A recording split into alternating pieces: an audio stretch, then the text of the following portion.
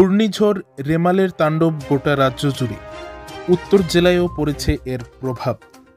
ধর্মনগর শহরের শিববাড়ি ছড়ারপাড় এলাকা জলমগ্ন অবস্থায় রয়েছে। এমনই দৃশ্য পরিলক্ষিত হয় 28শে মে মঙ্গলবার সকাল আনুমানিক 11টা নাগাদ।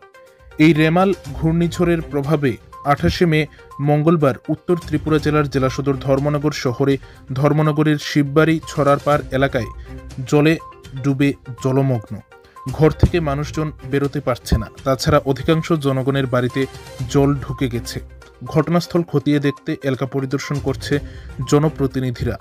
উক্ত এলাকার অনেক মানুষজনকে শিববাড়ি স্থিত শ্রী শ্রী রামঠাকুর আশ্রমে তৈরি করা অস্থায়ী ক্যাম্পে নিয়ে যাওয়া হয়েছে। সেখানে তারা নিরাপত্তা নিচ্ছে। এছাড়াও প্রশাসনের লোকেরা উক্ত এলাকা পরিদর্শন করে গেছেন বলে জানা যায় স্থানীয় জনগণ সূত্রে। এগুলো থেকে একদম প্রতিটা বাড়িতে, কারো উঠানে, কারো ঘরে, এদিকে একটা গলিতে ছিল একজন হ্যান্ডিক্যাপ, মানে এমন অবস্থায় জল ওনাকে বের করাই অনেক মুশকিল। ফায়ার সার্ভিসে খবর দেয়, ফায়ার সার্ভিস আছে, ওনারা বের করে নিয়ে যায়। আর আমাদের এখানে রামঠাকুর আশ্রমে একটা অস্থায়ী শিবির করা হয়েছে, ওখানে ওনাকে রাখা হয়েছে। এবং আমি যাই এলাকাবাসী প্রত্যেককে বলে আসি, রামঠাকুর আশ্রমে অস্থায়ী শিবির করা হয়েছে। বেশি অসুবিধা হলে আপনারা রামঠাকুর আশ্রমে আসুন। প্রায় তো এই সোনারপাড় এলাকায় 250 পরিবার আছে।